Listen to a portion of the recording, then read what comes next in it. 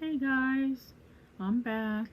In case you're new, I'm Lori. I'm 45 years old and I have a lot of health conditions: chronic pain, undiagnosed, diabetes, and mental health issues. But that's not really what this video is about. I mean, it does have definitely components of abuse, mental health abuse. This video is going to be about my ex-boyfriend. He was a cop, and he the father of my two younger children, who are almost 17. My son and my daughter just turned 18. So their dad, Lee, I met him when I was 25 years old. I was secure at my dream job. I always have to say that because I was at my dream job, and somehow I don't even know how I began doing this, but I was doing the AOL chat. I think it was called AOL chat. I don't know if it was dial-up or not. I mean, we're talking, Jesus, 20 years ago. So somehow I got on there. I don't know why I went on there. That doesn't seem like something that I would want to do. But we started messaging each other back and forth. And we did it for a while. And he said he was a cop, and I thought, okay, well, that's good. I thought of the good and the bad. I thought the good parts, I'm protected. He's going to probably treat me like gold. And then the bad parts are I'm going to worry about him a lot. Okay, so things move pretty fast with us.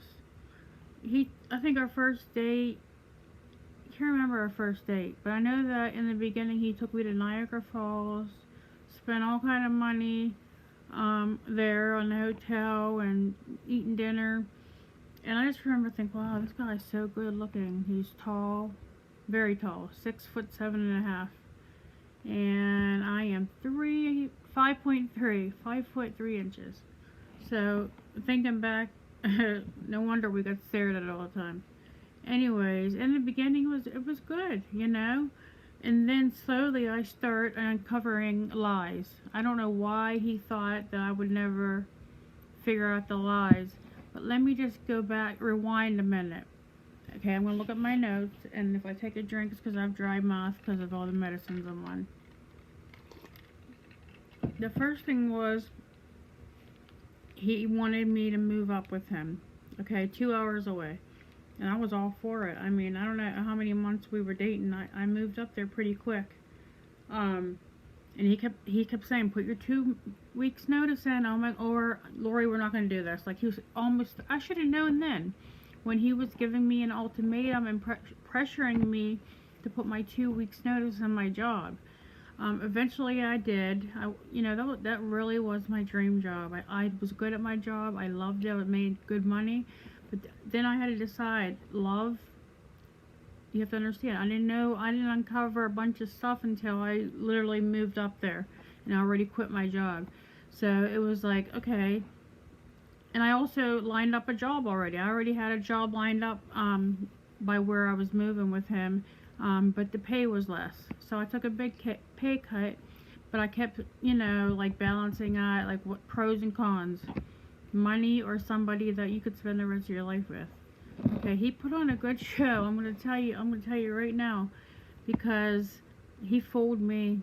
He really did, until I start uncovering lies one by one, and things that just didn't make sense. For example, one time I realized he had a phone, but he didn't have it plugged in. I guess he forgot to hide the phone. He had it seem like he didn't have a landline, but he did. And later on, okay, a couple years later, when I started having like a decent relationship with his mother, she would say, oh, we thought you were a homewrecker and everything else. And she knew, and then she found out the truth that I didn't know anything about anything. Okay, so again, my life's a soap opera. I found out that he kicked his wife. He was in the middle of a divorce.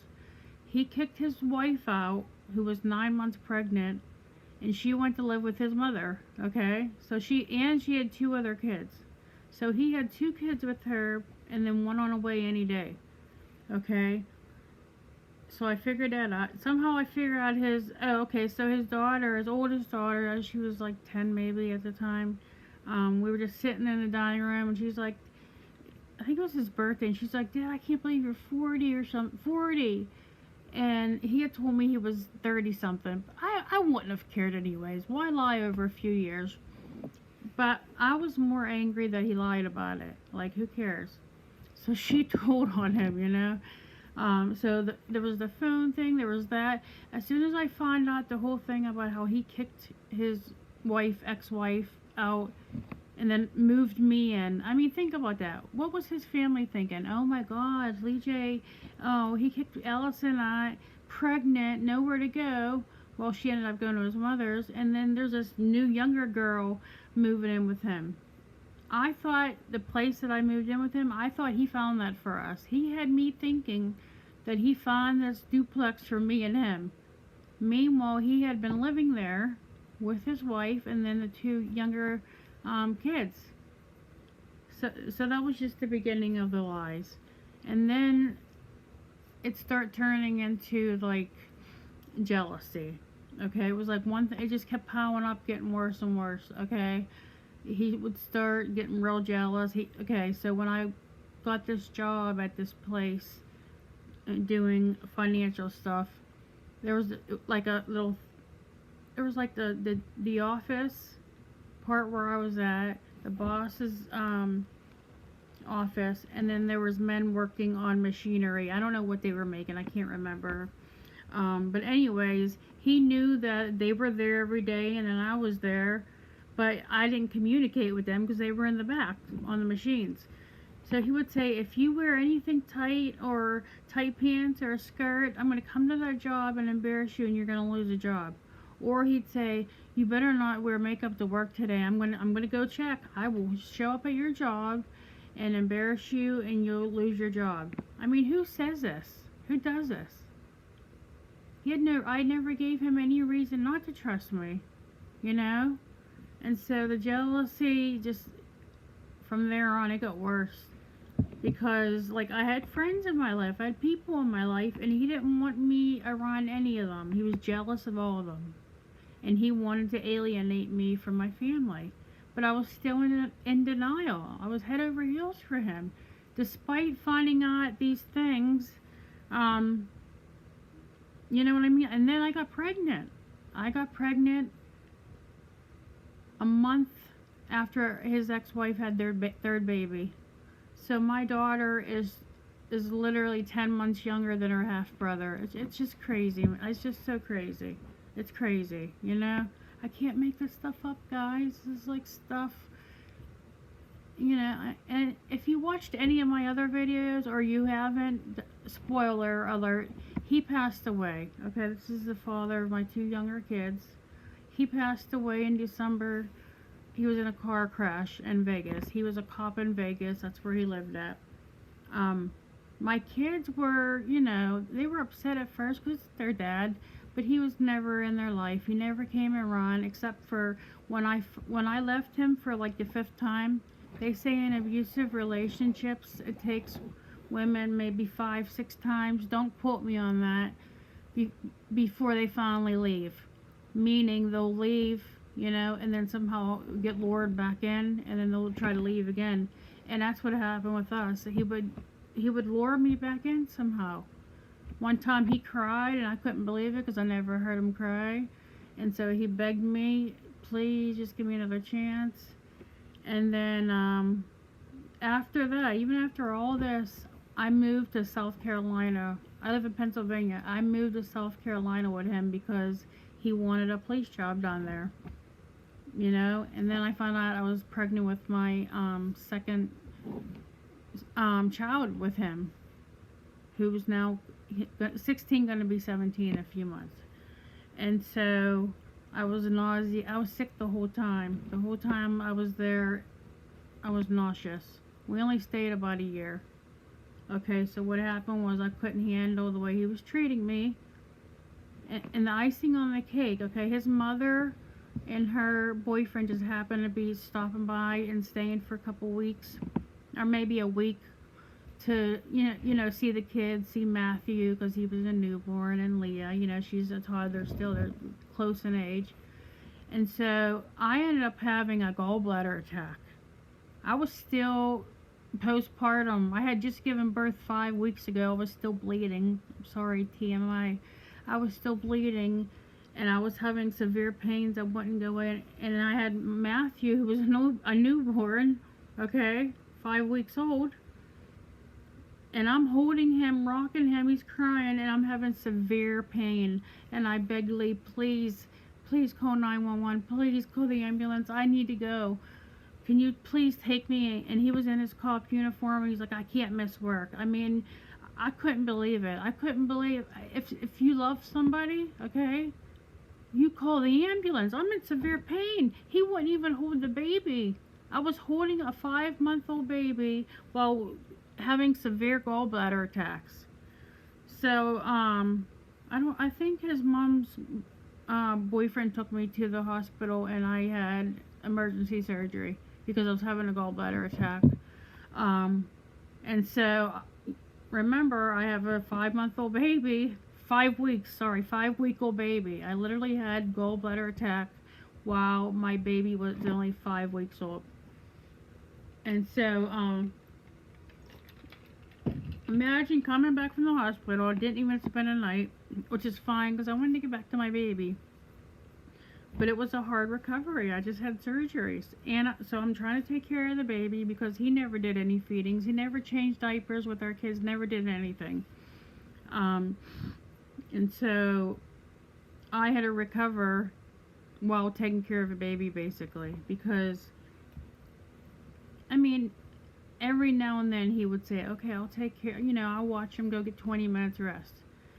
Or go get 30 minutes rest. Guess what? He's coming in at 30 minutes and waking me up. Like, just let me heal. He should have let me heal, but I didn't even get to come home and, heal properly. And sometimes I wonder if that surgery had anything to do with the pain that started.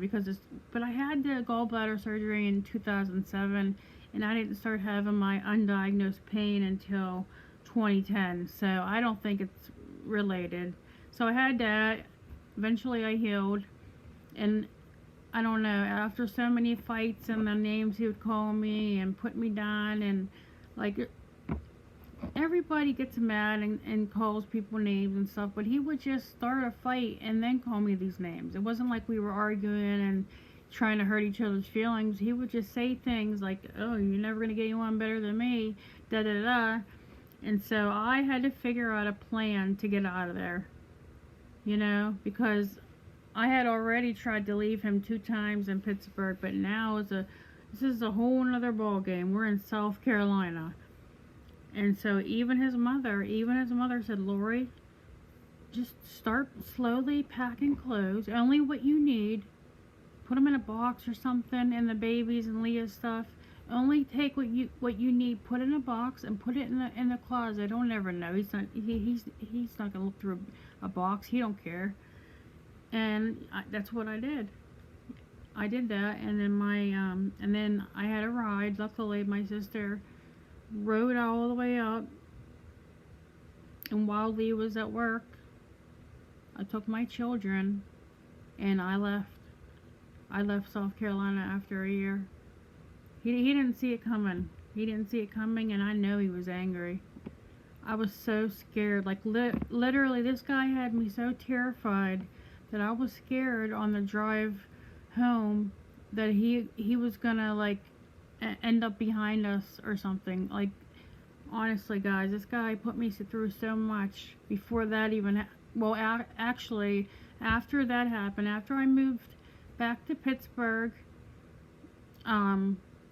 he did the same thing. He started calling me.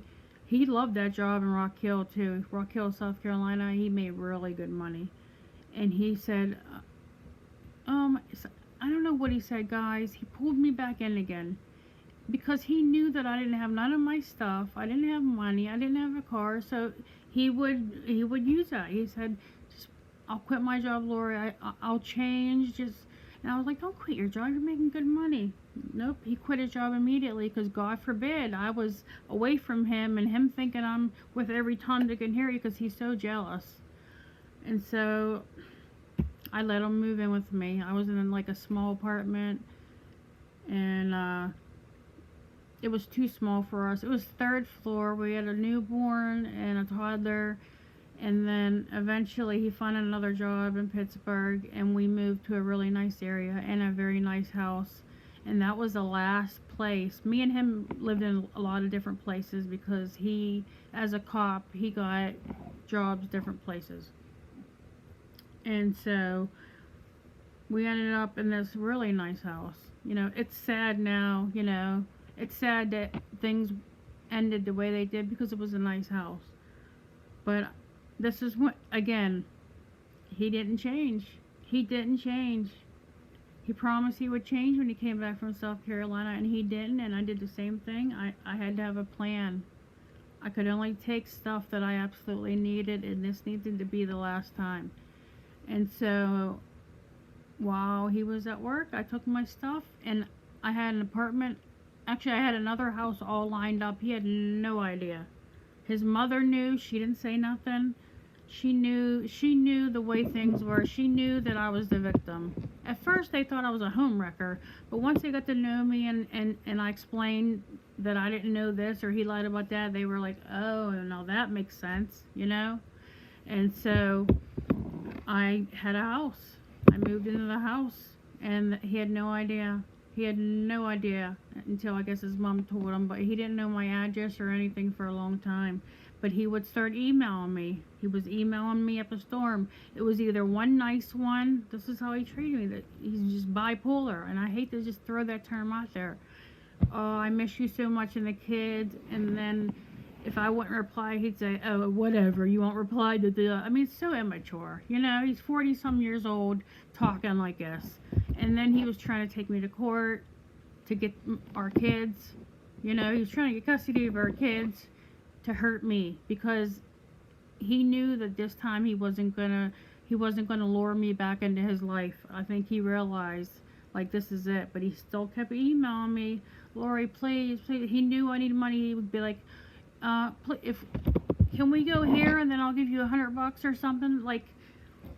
So I went to court and made sure I filed child support as soon as possible, and then, well, he was very angry about that, very angry.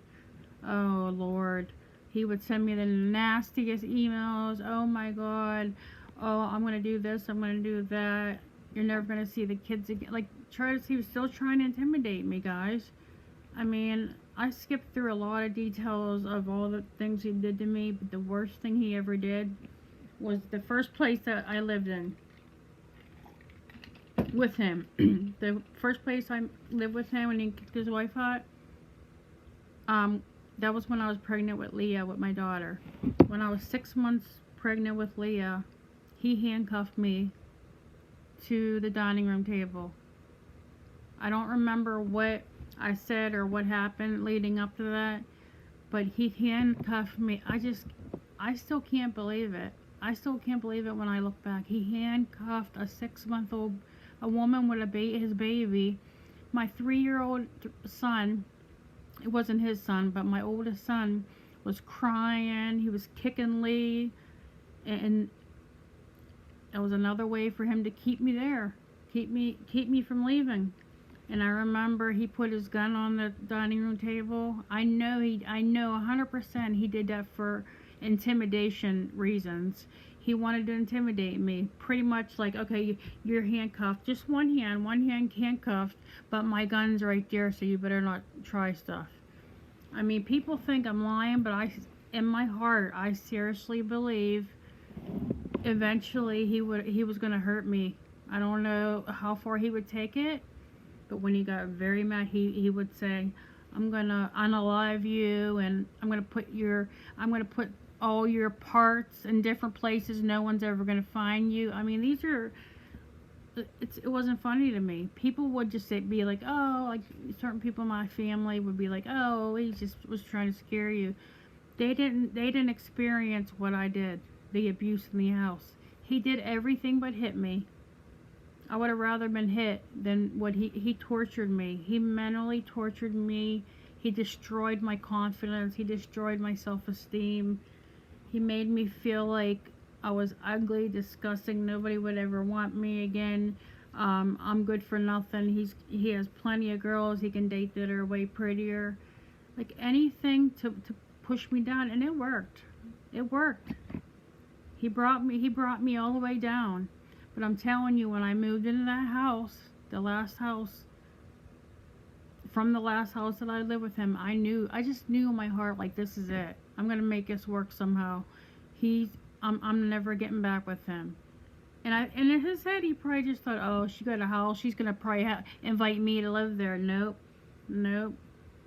It was hard. It was very hard. I had help from his mother. She gave me a little bit of money. I had help from a couple other people, to get the security deposit paid for and to pay for this house we were gonna live in. It was a nice house. My stepdad lived there. I lived there, and then my children, my 3 children. And so I don't remember how long it took for him to get my address. I think that when I filed child support, he would see my address either way. It would be on the papers. So like I said, I would,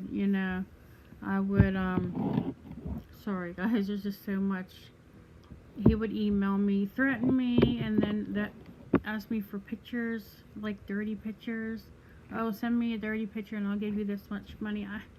I mean, he was so desperate, and he knew I was like, I didn't have any money or anything, but he kept saying, if you file child support, I'm going to do this, or I'm going to take the kids, I'm going to keep them. And he tried to keep my daughter at one point. She was only 3 years old, but he didn't try to keep Matthew because he was still a little baby. But he took her to Erie, where his mother lived. He took her up there. We didn't have any kind of court thing yet. We had just broken up, so there wasn't time yet for anyone to try to go and get full custody. And I knew he didn't take her because he loved her so much and wanted to spend time with her. No, he did it because of me, and it was a week from hell. I'll never forget how many times I called up Erie and they hung up on me. A girl, I don't know, one of his girlfriends. And then he would send me emails while my daughter was up. There was nothing I could do. I didn't have a car. The law says if it's your child and there's no custody agreement, that whoever has the child can keep the child. Like that it's a weird law. So somehow I convinced him to meet me, come down to Pittsburgh and meet me and talk about, I don't know if I came out and said talk about getting it back together, but like let's meet and talk at least. My plan was to get my daughter back and get the hell away from him. And oh gosh, we met at the mall, we talked, and then I just had a funny feeling. I had a real funny feeling because he started walking faster than me when we were about to leave, and I screamed. I don't even know how there was a guard by. I was like, somebody help me, he's trying to take my daughter. I made a whole mess. There was no way he was leaving my daughter out of that mall. So we drove there together, so I had to drive back with him to go to my car. We parked my car at a local McDonald's. So he knew, he was trying to take Leah. We got to the parking lot at McDonald's with my car, and he was trying to put Leah in his car, and I said, no, don't do that. And there just happened to be, Jesus, Lord, thank you, there just happened to be a policeman in the McDonald's drive-thru, and I said, sir, he's trying to take my daughter. He's trying to take my daughter. He has all my stuff in his truck, which he did. He broke a bunch of stuff. He had all my important documents and everything that I didn't take, and I was just screaming, please help me, he's trying to take my kids. And somehow the cop was like, get her out of the car and leave. And I'm so lucky that cop was there, because he was going to take my daughter away from me. And so I grabbed Leah and Matt, put them in a car, and I just zoomed home. And then after that, the only time I saw him was like when you do child support, you have to do like a mediation and try to come to terms with how much money, and then you have to take a class. It's just a whole thing. And he loved it because he wanted to see me. He thought he could butter me up and I'd get back with him. But at that point, it's hard to explain. Like when you're with somebody, even if you have arguments and you say things you don't mean, not to this extreme of my relationship with Lee, but you just have arguments and then you're like, oh babe, I'm sorry, and then you kiss and make up. With him, it was different. It wasn't like that. Maybe in the beginning, okay, but there came a point where like I was disgusted by him. Like after so long, I couldn't even look at him. Like I was disgusted because all the memories, everything that he did. The only one time he spit in my face, and I thought that was the nastiest, ignorant thing to do. He did that because he wanted to punch me. He wanted to hit me, so instead he spit in my face, and that was nasty. So there came a time where I literally was disgusted by him. I didn't want to be around him. He made me sick. Like I just kept thinking of what he put me through, pregnant, and what he put Zach through, my oldest son. The handcuffs, like I can't make this stuff up. He took my happiness, he took my freedom away when I lived with him. He put me through so much, and he was never there for me. I think when we lived in South Carolina and I was holding Matt at 5 weeks and I had the gallbladder attack, I think that's when I started feeling disgusted, because I couldn't believe that he told me, you better not call 911, Laura, you better not. And he's like, I gotta go to work. And I had to call 911. I needed to get to the hospital, and I'm glad I did. I was having a gallbladder attack 5 months after giving birth. And so I know I'm going back and forth with the times, but when I finally left him, like I can't explain the freedom. I can't explain it, because he took so many shots at me for no reason. For no reason. We'd be up. We'd go somewhere, like we went to Niagara Falls in the beginning of our relationship, and he started a fight there. I think we were having a drink in a bar, and he, like, accusing me of looking at guys, or I lost so many jobs over the years being with him because he would threaten to come by, and if I was outside talking to a guy, like if somebody was out smoking and I was just there waiting for him to pick me up, if the guy was there, my coworker, I would get accused of having relations with him. I mean, it was just terrible. He was so jealous. And then on the other hand, he called me all these demeaning names, like I'm nothing, like I'm a piece of crap. But I didn't care at that point. I just wanted to get away from him. There's a lot. There's so much that I went through with him. And after him, I had one relationship. Kevin, I talked about this in other videos. I wasn't ready for the relationship. I wasn't. I think I just wanted somebody in my life. He felt stronger for me, and I think eventually he knew that I didn't feel the same. And then one day he came in and started collecting his items, and he just left. Like he just moved on, and I was hysterical because it was like Christmas time. He left me stranded. I have 3 young kids. This is before my pain started. Literally like a month or two before my pain started. And he just took his stuff and left, and I just couldn't believe it. I couldn't believe it. He wouldn't even talk to me after that. And so honestly, guys, I have been single. I went out on dates, but I've been single for about 12 years now. Because I decided, you know what? I'm going to raise my kids. Well, I had the pain too to deal with. Like, who wants to date when you feel like shit every day? Not just that, but it's hard to explain to somebody that, your situation, and you don't know if they're going to get scared and run away. But anyways, I chose to spend the last decade raising my kids, and that's what I did. And I have a 23-year-old, an 18-year-old, and a 16-year-old. And I've dated, but if it ain't there, it ain't there. If I'm meant to be single for 10 more years, then okay. But I don't want to. I'd like even a roommate, even a female roommate, in the future. Even though I like my independence, I'm lonely, I'm human. But yeah, after those relationships back to back, I decided, you know what, I'm not bringing no guys around my kids. I'm raising them and dealing with my pain. So that's my story. Partially, there's there's so much I could say, but I'm almost at 30 minutes on this video, so don't settle for less, guys. Please. I really hope people stay to the end of this video, because I just want to give you some quick advice. It's not worth it, okay? To feel trapped, to feel like a prisoner, get out, get help. It's hard to get help, I know that. It was hard for me. Get help, sneak ahead, plan ahead, do what you need to do, okay? Especially if you have kids. These men nowadays are crazy, okay? I really thought that he was going to hurt me, and I think he would have eventually if he had the chance. Please, don't settle for less. Don't settle for less, because you're worth it, okay? Don't let a man put you down with words. Ignore them words. He's just trying to hurt you. Get out of a bad situation. I know it's hard. I know. I was in one. I was in two. I was in one when I was 18, but this one was bypassed that.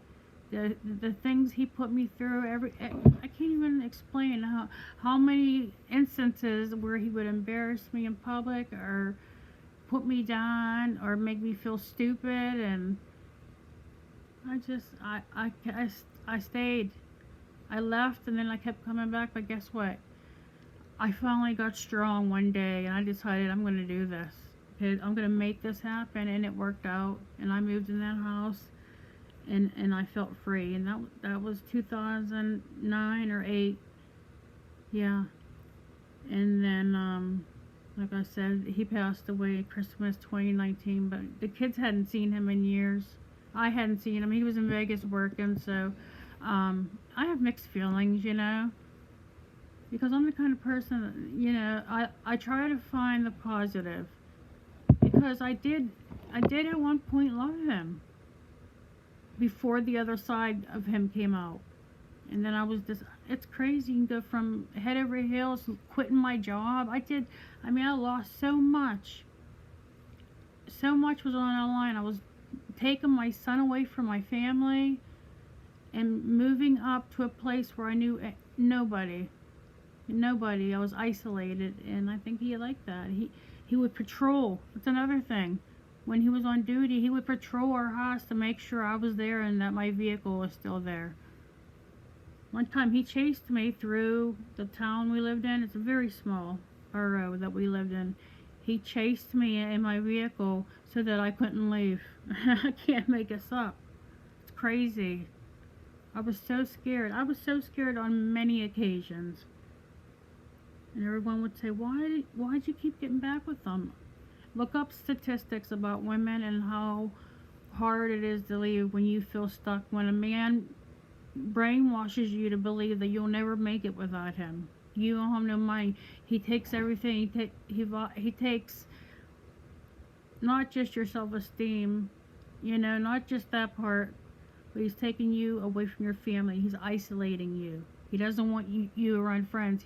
He broke my cell phone because he didn't want me to talk to my friends on the phone. Took the landline out. I mean, this man, he was a cop. He was a cop. I trusted him. Well, he's passed on now. It is what it is, you know. That's it, guys. I hope somebody can hear this story and see that in the end, besides my pain, I'm talking about just the domestic violence part of all this. I hope you listen to me and realize I went through a lot, and I came out okay. This was before all my pain, and I'm going to be okay with the pain. I'll deal with it. It could be way worse, but having that abuse for 5 years, it haunts me still. A lot of memories haunt me. So please, just don't settle for less. You're not alone. There's people out there. If you want to email me, get my email off my page. If there's somebody out there, if you need to share, if you need help, or somebody to communicate with, email me. Okay? You're not alone. Don't settle for less. Take your kids. Think about your kids. Think about the most angry your partner got, and how scared you were at that moment, and your children, if you have children, because what my son witnessed was not acceptable. I have a lot of guilt for what he had to go through and what he heard. I'm going to end this video now, guys, but guys, girls, anybody, I can't stress this enough. Do not put up with mistreatment. You don't deserve that. You don't deserve that. Life's too short. You don't. No matter how lonely you are. I'm lonely too. I'm not going to settle for less, though. I'm not. It's either that or nobody. You know, I've been alone this long. I'll continue it. You have to be careful who you meet. It was my fault. I made bad decisions. I moved in with him too quickly because he threatened to pretty much break up with me if I didn't move up there soon. He took everything away from me, one at a time. It's just crazy. Just please, even if there's just one person that watched this video all the way through, if you need help, please get help. Email me, I'll figure out something. Please, you're not alone. You're not. I was alone. I literally didn't know what to do. I was afraid to call shelter. I was afraid that if he knew that I was trying to get help, he would make my life more miserable. So luckily it did work out, but I strongly still believe that he would have hurt me. 100%. He had that look in his eyes when he was angry. So just please, I'm gonna end this video. I promise. Just do not settle for less. Get out of a bad situation. Do not be abused. Do not let somebody put you down mentally, physically, emotionally. Don't let them destroy you. Don't. Not worth it. You're better than that. They're just trying to make you feel like you're not better than that. Alright, guys. I'm going to end this here.